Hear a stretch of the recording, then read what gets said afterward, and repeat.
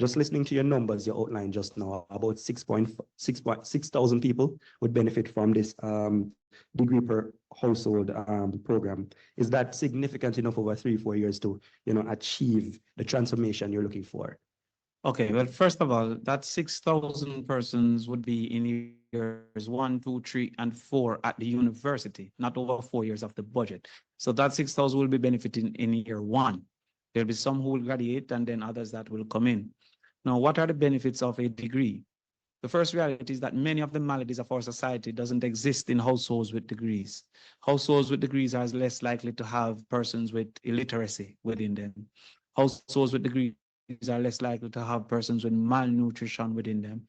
Houses with degree are less likely to have persons participating in criminal activity, especially murder within them. Houses with degrees are less likely to have insufficient housing and inaccess to healthcare because of cost. And so therefore, if within our first 5 years, we can get graduating almost, that will be 10, 12,000 graduates, and in line, another 15,000 persons coming forward, it would have been a massive achievement in our first 5 years.